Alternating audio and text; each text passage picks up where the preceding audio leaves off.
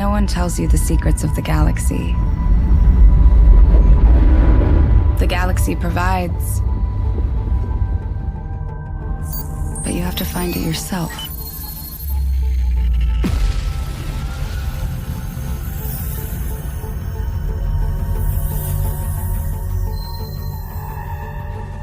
I had everything.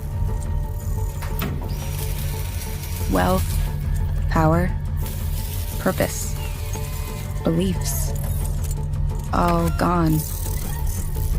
But sometimes to evolve, you need to burn everything down. Sometimes you need to learn new things.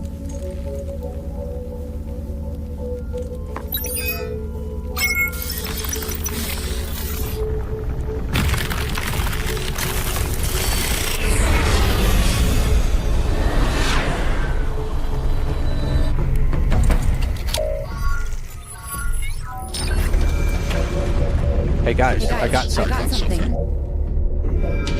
It is true, though, the galaxy has danger. That comes looking for you when you least expect it.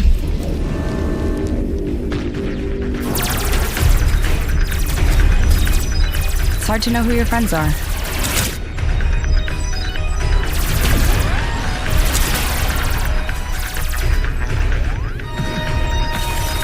But my father always said, no danger, no deal.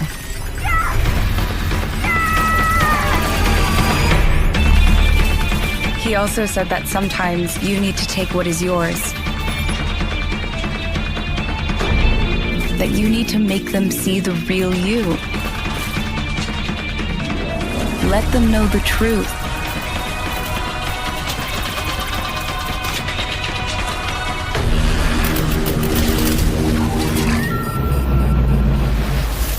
That was before he pulled at the strings of reality.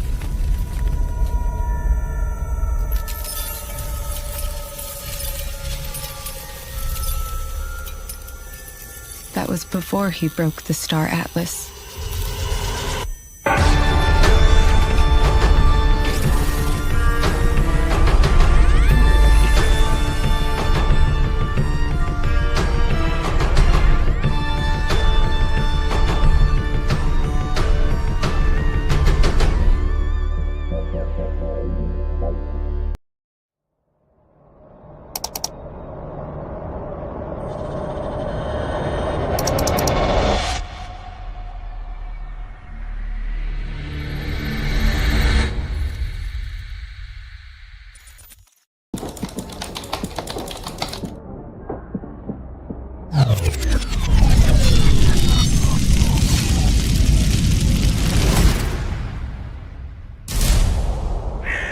The Solana Gaming Supercycle has arrived.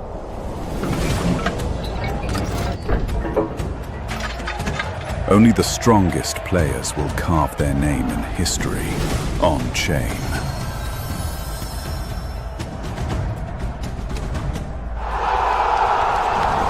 More than 30 legendary games await, each a battlefield, each a chance to rise.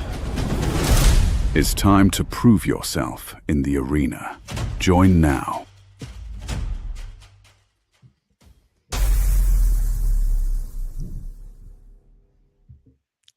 GM, Star Atlas. We are back. We are here. And man, Michael, I'm going to let you know right now, I'm going to need a little bit of help here on today's stream because the list of the things that you guys got going on, like, bro, like how is it possible to ship so many like updates and so many activations and like be able to remember them all? Like 35,000 in rewards that you did in Holosim, the ink, the Iris blessing, dude, like, I mean, the list goes on of the things I'm probably already missing or messing up on. So give me like the 411, man. Why am I needing to pay attention? Like Jorge, like stop playing games and start playing the right games.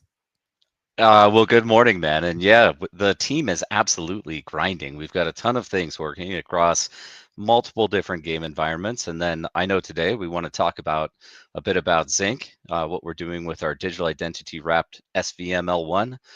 So that's a Solana virtual machine clone effectively. We're building our own layer 1 network, and we're going to be shifting all of our Star Atlas game logic over to that over time, and we have a very exciting roadmap ahead there. But you listed a number of some of the key components that we have out today. That's our Unreal Engine product with the ability to progress through character groupings, unlock various components and gear. You can earn Ink, INK, as you play that game, not to be confused with Zink. That is actually just an exotic and exclusive resource that's available to people that are playing in Unreal Engine. We have some massive updates coming to our browser-based gameplay, Star Atlas Golden Era, with something that we call C4 coming out. And that's going to see the introduction of combat systems, of claim stakes, of cultivation claims, of crafting habs. And there's actually a 5th C in there, which is the whole council rank system, which is progression and skill tree system within that browser-based gameplay. That will actually see an integration into Unreal Engine as well through something that we call Fleet Command. And so all of the same on-chain game systems and on-chain economy that we have in Sage today in a high fidelity version in Unreal Engine. HoloSim Chapter 1 has mostly wrapped up, but we're gearing up for a Chapter 2 release. And for anyone unfamiliar, HoloSim is our full free-to-play version of Sage. And we've layered in some economic incentives there as well.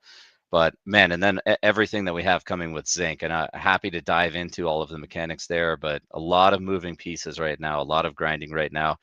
I just got back from a pretty massive trip over to Switzerland, spent a week there trying to lock down some deals, and I made a somewhat cryptic post on X about the future of the metaverse, or as we call it, the Cybernation, and really exciting things coming up for us. Yeah, look, man. I don't, like I said, I'm gonna need your help today because, man, like too much to unravel all on one stream. And I definitely caught your cryptic message.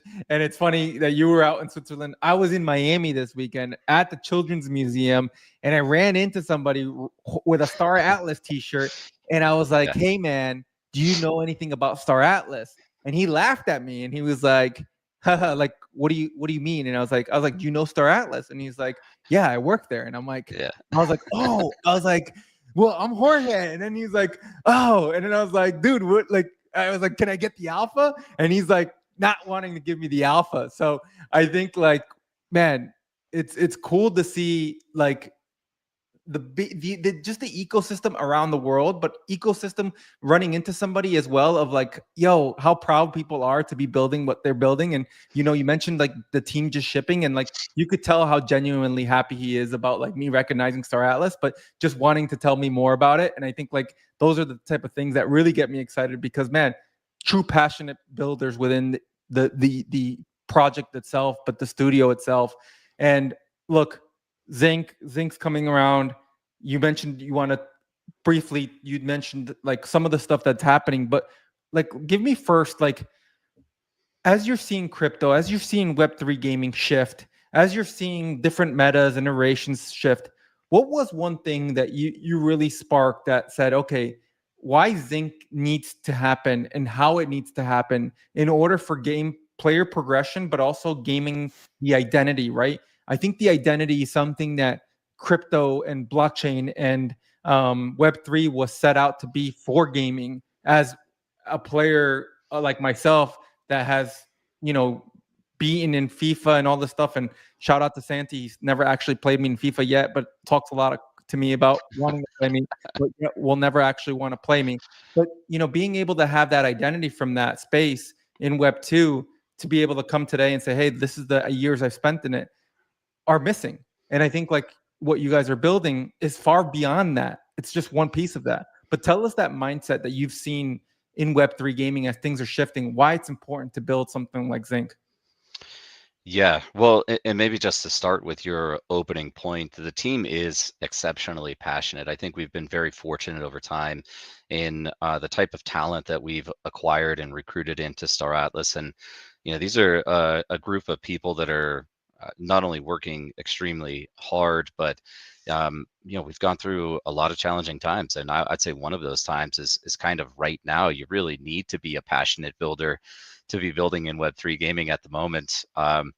Very much out of the narrative. With that said, though, I hold to this day that gaming is going to be one of the biggest opportunities, if not the biggest opportunity, for mainstream adoption of crypto. Everything out there right now is really a speculative interest and kind of a gambling mechanism that people love to participate in, but it's really all about the money. It's all about trading, and we see some of the perp platforms out there and the prediction markets getting the spotlight at the moment. But ultimately, yes, a high quality entertainment product has some of the biggest potential to bring people into the space and engage for something outside of pure speculation. Now, with that said, the Web3 layer, in my opinion, in crypto gaming, is really all about the economic incentive, and that's whether it's true asset ownership, holding your assets, being able to freely trade them. It's play to earn economic systems, or a way to generate income while you play the game. I think this is absolutely massive, and this kind of idea of play to earn is, I think it gets dumped on a lot, but and I don't want to get into the pedantic argument of play and earn, play to earn, or how you specifically want to define it. It's generally speaking, it's the ability to earn while you play, and I think that that's very powerful, and it creates opportunities for people all over the world to get involved in these game systems, and then in our case, elevating it with the DAO structure. But more to your question, why Zink? I've made a few posts on this as well. Zink is something that indirectly has been in development by our team for roughly 3 years now, in one form or another. Zink is built on really two primitive systems. One of those is our player profile system, which is this whole account architecture that allows us to couple the profile with various player wallets, and then configure permissions between those wallets. This was very important for us to be able to have seamless gameplay, specifically in our Sage game systems, but throughout all of our gaming environments, wherein because we build so much of our game logic directly on Solana today, things like forming a fleet or coordinate systems, the movement systems, mining, crafting, combat systems, all of these are on-chain transactions. It was very important that players are able to take those actions seamlessly while they play the game, without having the Phantom or Backpack or Soulflare wallet pop up to confirm every single transaction. And so this player profile primitive allowed us to set up a hot cold wallet structure where you can have real-time gameplay with on-chain transactions and still have all of the security of a cold wallet, a ledger, for your game assets. That's something that we built in 2022. And then in 2023, we deployed our own version of Solana internally. Because we have all of these on-chain game systems, we needed an environment where we could test those without deploying directly to Solana mainnet. And so we launched that internally as AtlasNet, which was really, again, it was a testing or staging environment for us for our program deployments. And then fast forward to today, we essentially took those two pieces that the team's been working on for years now, and we wrapped that in the Z.Inc. or Zink branding, which is really a zero knowledge digital identity platform. That was the original branding for Zink itself. And we've incorporated the SVML1 to that. Now, why we're doing this is really to solve two pretty significant user challenges that we faced, more so at the beginning of the year. But that was Solana, with its massive success, wide adoption, and higher levels of network activity. We started to see network congestion pile up. So user transactions were not necessarily going through. Now, for us, again, with fully on-chain game systems, if you're taking an action in the game, which is actually a transaction on the network, and that transaction does not settle, well, you have a pretty suboptimal player experience. You want to move on the map, you click move, and the transaction fails. So that can be pretty frustrating. So we started looking at that, but the kind of the compounding effect of the higher network activity and that congestion was that priority fees also started to spike quite considerably, over 100x in some cases. And so pointing once again to our on-chain architecture, our users are processing hundreds, thousands, or maybe even tens of thousands of transactions per day on Solana. Now you have higher fee structure through priority fees multiplied by, again, possibly tens of thousands of transactions per day.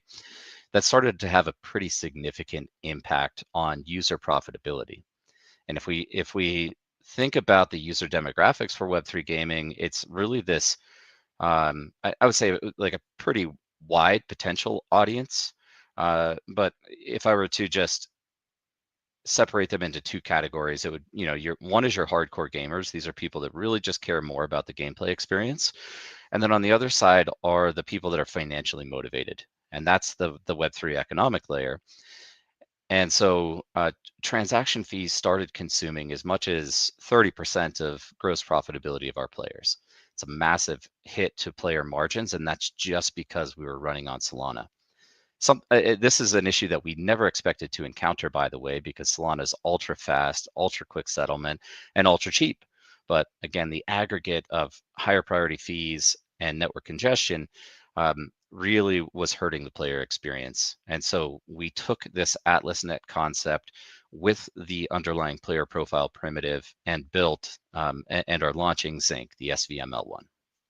Yeah, I think like love to go deep even to further of like the player experience that you mentioned here, right? And maybe even go a deep further on like why do you think this hasn't happened yet across other games, right? And why is it that no one, tech, especially with blockchain itself and what tech is being able to do to the gaming experience? And I'll take like even a timeout, right? We've seen Battlefield 6 go out. We're seeing Arc Raiders go out. And I think like you're seeing more and more people complain about the rewards, the ability to not be felt like their rewards within the game are able to, not to say own it, because I don't think gamers really so much care about owning it, but I think it's comes to the identity of who they are and like being able to be own their rewards and ranks of who they are, of spending that time in the game.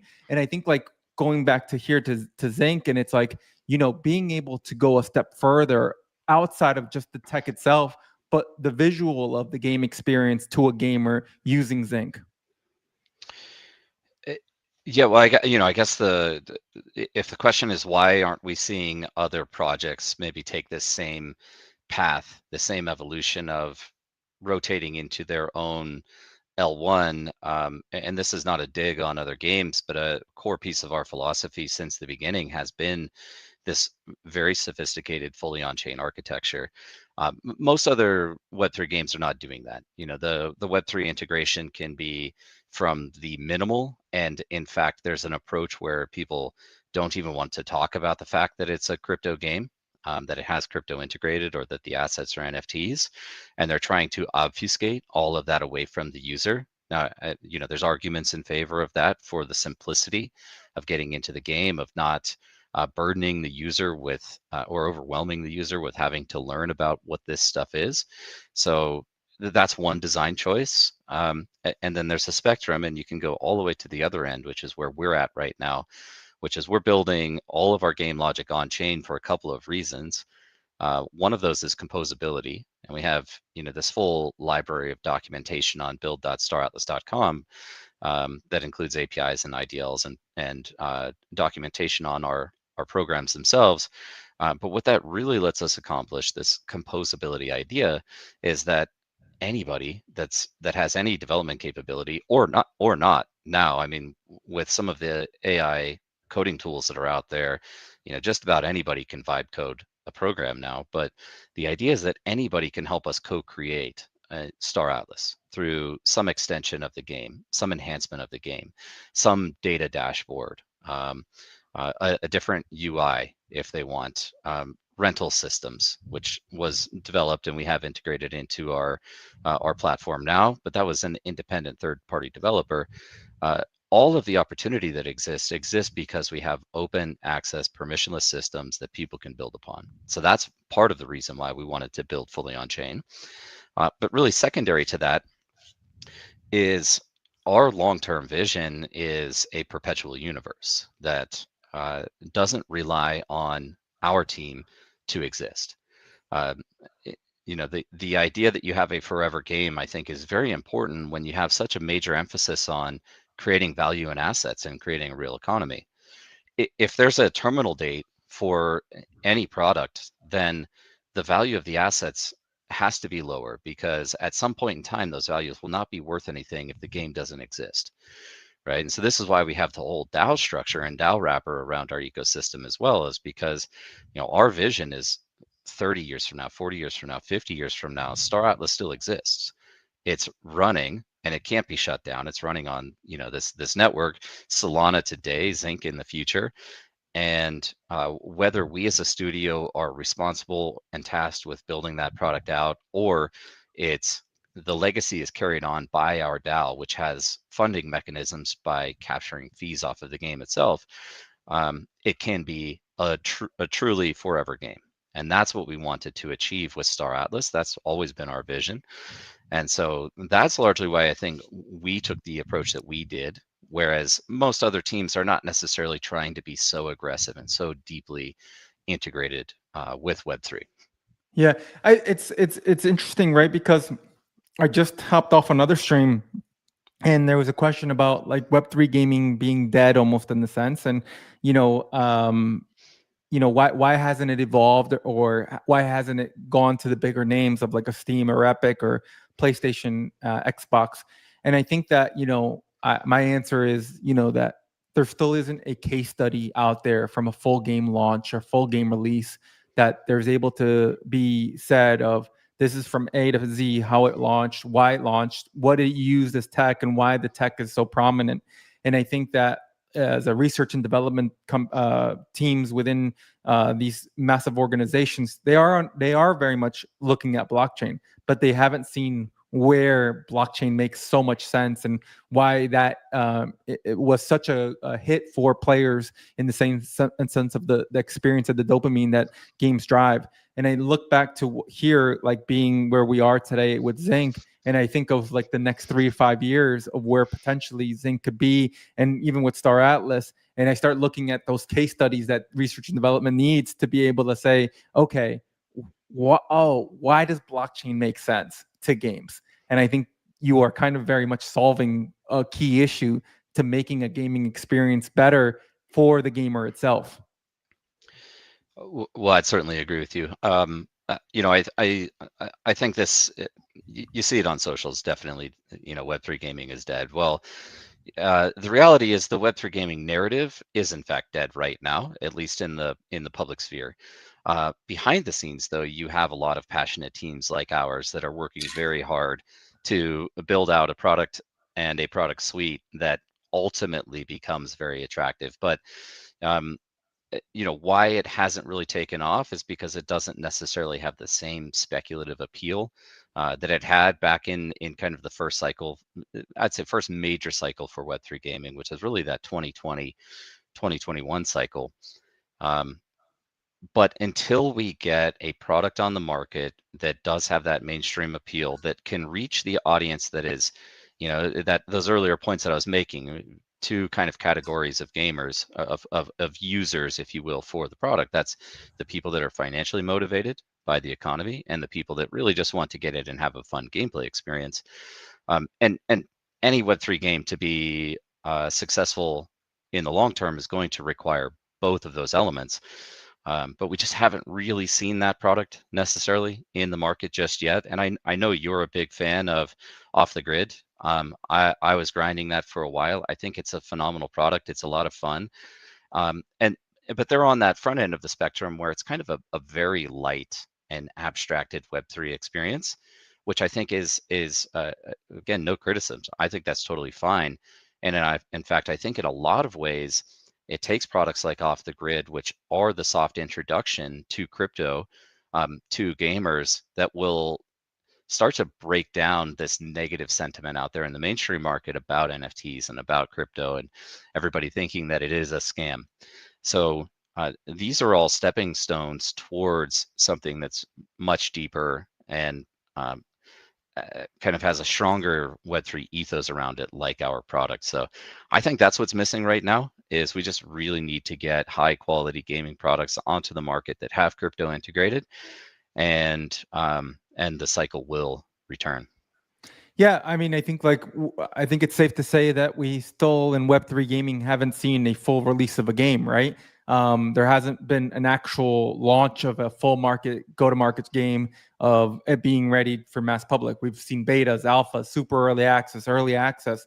We've seen all these, right? And I think it's hard to make this judgment still of blockchain and crypto when we are, I think, having a run in crypto and blockchain itself on a higher level, right? As the president is tweeting about crypto, as we're seeing, PayPal, Western Union, all these big names coming into crypto, and we're not seeing that same kind of reflection in gaming. And I think it's just gaming takes a lot longer to develop. Good games take a long time to develop.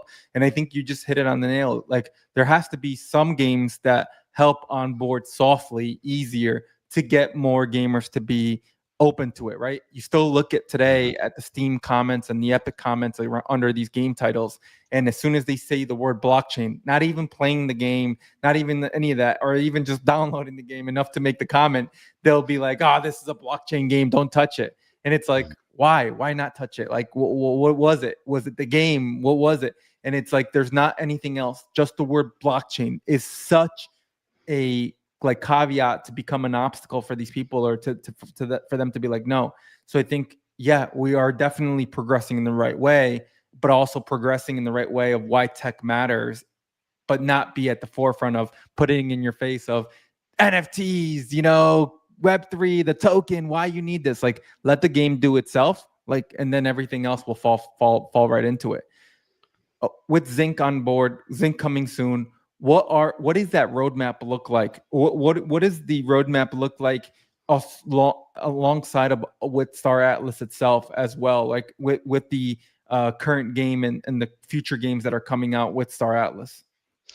Yeah, I don't want to share any specific timelines, but I'll give just kind of a general high level roadmap, which is, first of all, very excited about, consider this an announcement of an announcement, because we have a big announcement coming out this week, where we'll be revealing some more details about Zink. I do want to mention, maybe just for the audience here that hasn't seen any of our content associated with Zink, is that this is, and part of kind of the roadmap here is really kicking off with a marketing campaign, which is an airdrop season. And this is tied directly into the identity piece. So on Zink, you have a unique user profile. You can link all of your underlying wallets to that, and you can manage all of those wallets through a single profile. But your profile is also gamified, and that's pulling from our roots in game development. As you engage in various activities, these are both on-chain and off-chain mechanics, your account is earning XP, it's leveling up. That helps establish a reputation system for you. It's status for you as a player. And long term for us, this is also this idea of civil resistance. How do we identify that a user is both a legitimate real user and also unique, not say an alt account or a multiple account? This has actually been one of the major problems, especially in gaming, but throughout crypto, with a lot of people that are creating many accounts and farming things like airdrops. And so for us, the identity layer is very powerful in how we can start to enhance economic incentives over time, because it helps us identify those legitimate users. And so that's where your progression, your rank, your level on your profile, the status of your level, and the fact that we're adding this zero knowledge optional KYC element to it, that lets us identify real people, and then we can actually reward those real people with higher incentives because we know that it's not someone just farming our incentives. And that's kind of the corrupt nature of crypto gaming, is that if there's a financial system that can be exploited, it will be exploited. Right? Anytime you're putting a pool of value at risk to incentivize people to come in and engage, well, again, if it can be exploited, it will be exploited. So we're trying to prevent that with Zink. Yeah, I'll go further as I just heard you kind of say this, and it's at what point, like, where do you think is the most important for Z profiles and like the Zink to really be part of that game loop? Like, because I heard you kind of a little bit talk about, you know, why and where it mattered, but where do you think specifically that this really comes to light? You know, where do we really see this kind of like flourishing almost? Well, I would first emphasize Zink is fully independent from Star Atlas. Yep. It is coming from the same studio, the same development team, the same corporate umbrella. But Zink really is an independent entity. It is going to be a full open access permissionless L1. We want to see that network mature. We want to see people build DeFi on that. We want the perp platforms. We want DEXs. We want AMMs.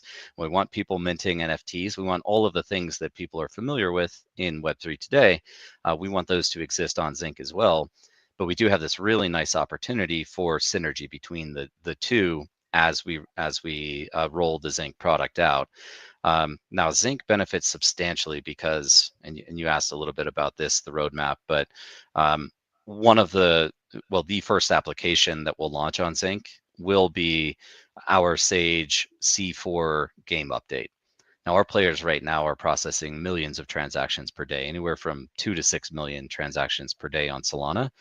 I think we see that at an order of magnitude higher when we roll out C4, both because of the complexity of the transactions in the game, but also because of some anticipated user growth. And so, you know, I could see us doing 20 million, 30 million transactions per day when that product rolls out. Well, Zink benefits by having the cold start problem solved. You know, a lot of L1s that launch, they're looking for their flagship or cornerstone application to launch on it that really brings visibility to it. But we get the advantage of Zink is going to launch with Star Atlas, one of the biggest games in crypto today. And it will launch with millions or tens of millions of transactions right from the beginning. So that's the competitive advantage for Zink. How we're driving value back into Star Atlas is that all of the underlying XP earning mechanics for Zink, the things that will let you level your account up and progress your profile, are all tied into Star Atlas mechanics, at least for this first season. So that includes jumping in and playing Unreal Engine, competing in the arena shooter, completing races, exploring the single player open world, the Gallia game mode. It's engaging in Sage and playing that gameplay. It's engaging in HoloSim, which is completely free to play. You can lock the tokens Atlas and Polis into the DAO lockers, or you can trade assets on the Galactic Marketplace, really just making primary market purchases. All of those are going to earn you XP. And then just to get to your question, where does this start to have an impact? It's kind of a long tail distribution model where what we envision with Zink is that as more projects are launching on this network, we're able to layer in incentives into the Zink dashboard, that user profile. So let's just say, for example, and this is not a tease, this is not a reveal. I'm a big fan of what they're doing at Wilder World. Let's say Wilder World has some deployment of Wilder World onto Zink at some point in the future. Hey, and maybe we at Star Atlas do something on their Z chain as well. But let's just say that's a hypothetical future scenario. Listening to this. I'll tag him afterwards and make sure he sees it. But you know, let's say in that future scenario, Wilder World would like to incentivize some adoption of their game product on Zink. What they can do is incorporate some game assets into the distribution platform that is the Zink dashboard. And what's important to them, though, is making sure that people are not just farming farming their incentives. And so they can come to us and say, well, we want to distribute a Wild Wheels NFT to everyone on the network that has a profile level of at least level 20. We want to know that they've completed the optional KYC and maybe some other parameters that they define. And now we can distribute rewards specifically to those people. So your question was, when does this this profile system really start to have an impact? Well, it's not only for the Star Atlas launch, it's for future product launches, and it's really in the ability for us to properly reward legitimate users. That is the key piece, because if you're only rewarding real people, then you can deliver higher value to them because you know that it's an actual person. No, man, I appreciate the insights and appreciate you breaking that down, because I think that's one thing that just a lot of gamers always are trying to understand, like where the impact happens and why it makes sense, and why are they, not to say farming something, but why are they pushing a message. And I think it needs to be more of like, this is why, of this could be transformative, this could be immersive, a different experience that brings you and the gamer to closer to the game. But like you mentioned it, I don't think it's just Star Atlas itself. It's something that could be very much worked with any game and have different ways to interact with other games. And I think like that goes a lot further, because I wonder if almost in the future you will even need permission from that game almost to say oh, go and try this out with this game using the tech. It could be something, a layer on top, but essentially it activates the community that you have behind you. And, again, the profiles itself that allow people to say, okay, hey man, these are the hours, this is who I am. This is where I've really been able to have a lot of my success within Web3 gaming and showcase that even further.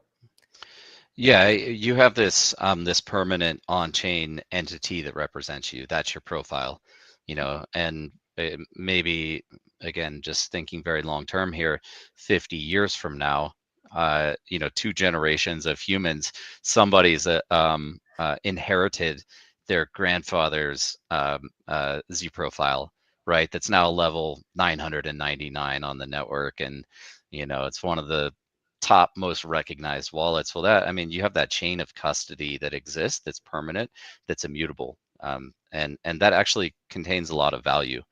And so I think that all of that is very important. In our case, again, just pointing to one more advantage as we roll this network out.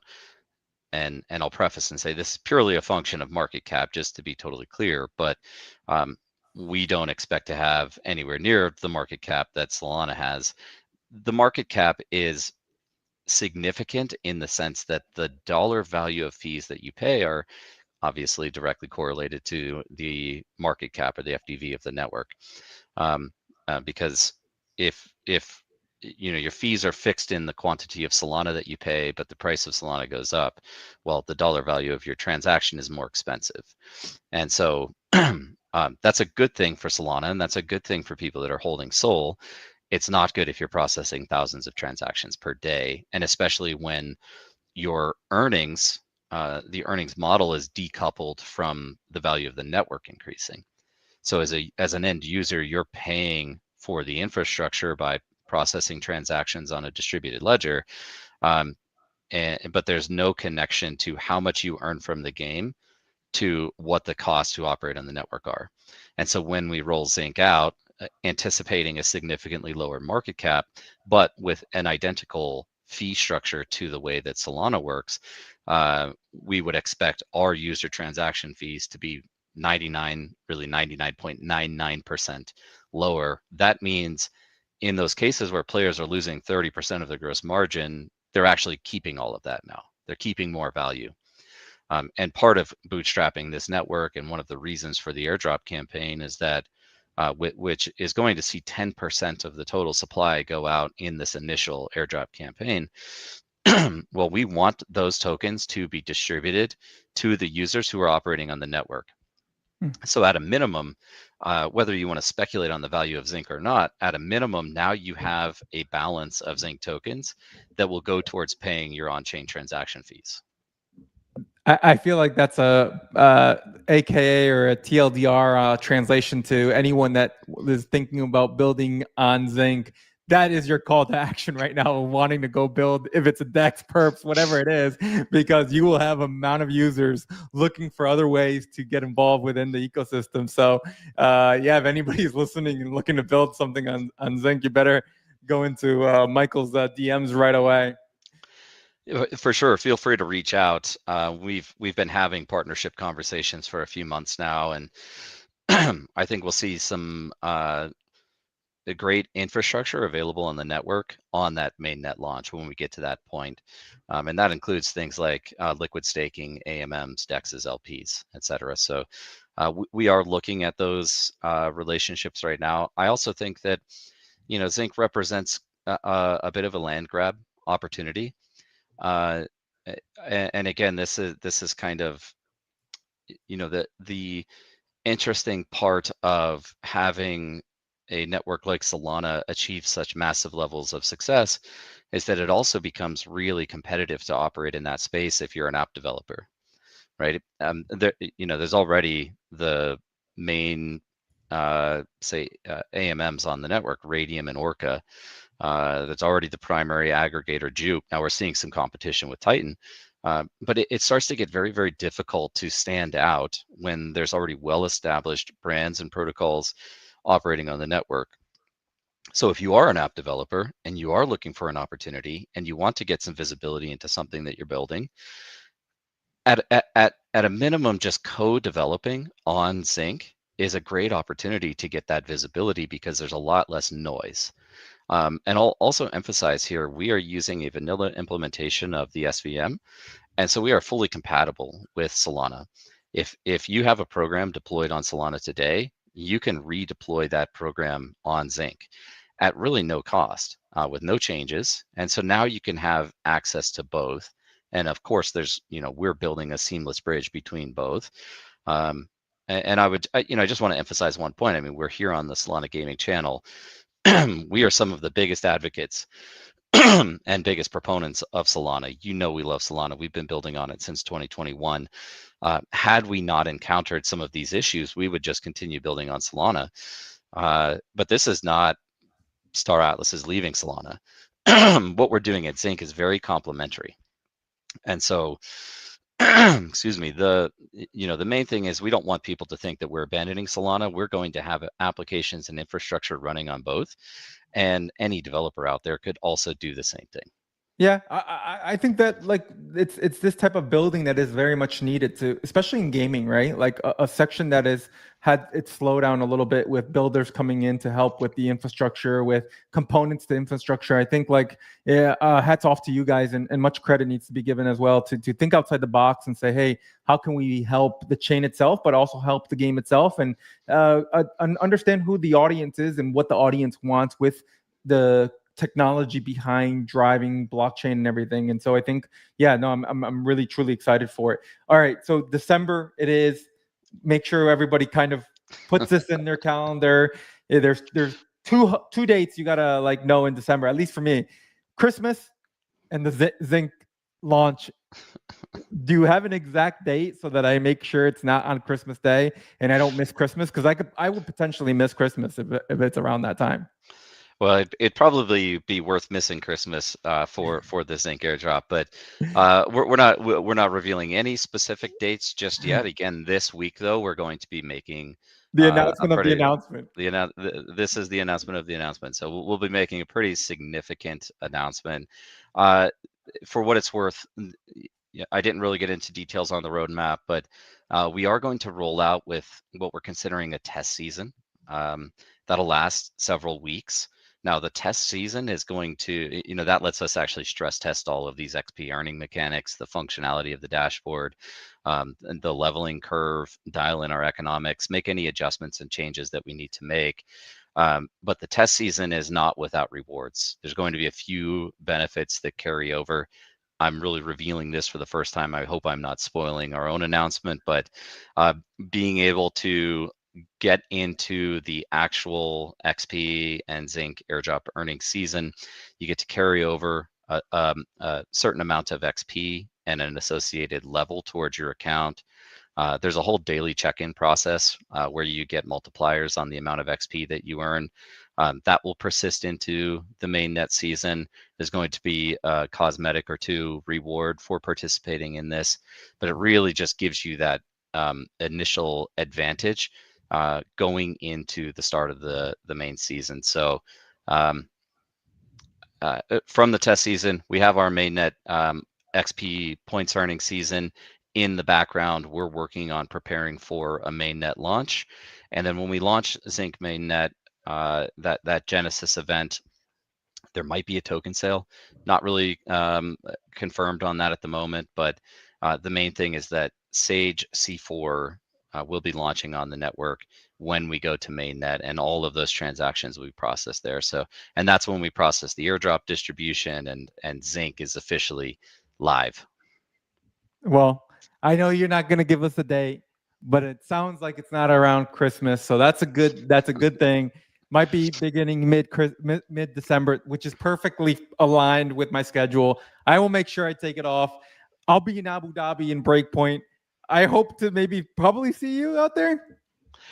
I don't think we're going to make it this year. Unfortunately, It's the first year we're actually not attending Breakpoint, but just a lot going on behind the scenes. We're heavy focused on product development, and so probably won't make it. But who knows, man? I'm a big Formula One fan. I might go out just for the Abu Dhabi race and then pop into Breakpoint while I'm there. Come on, man! Like that itself right there, man. Like that's like the best reason and excuse you could tell anyone. It's an excuse I could tell myself, if nothing else. Work trip. Yeah, the question is, can I expense it, right? Well, I think you might know the CEO, and you might be able to help you out over there. I do know people. Yeah. Yeah. But I appreciate your time, Michael. Once again, it's always great to hear from you. It's always great to listen to a lot of what's coming. I love that you're truly building in this space and looking for the future of Solana, but also Star Atlas and Zink, and saying, hey, how can we push this space forward? And I think that's truly what we need in this space, is figuring out ways to keep pushing the space forward, because I think the bubble on crypto Twitter can be toxic at times, listening to that being dead. But like you said, there's passionate teams behind projects right now that are truly building, and it just takes time. And I think time will reveal and really showcase the winners in the space. So, Michael, thank you for your time. And once again, man, appreciate you always coming on. My pleasure. And I just want to say I really appreciate all the things you guys are doing with the Solana Gaming channel, with your company, The Gaming Strategist, to really propel the space forward. The game nights you're hosting, you've got the Game Pass that is live now as well, and so really love everything that you guys are doing as well, and the coverage and time that you spend in our game. So thanks very much, man. Always a pleasure to be with you. Appreciate it, man. Take care. Have a good one. You too.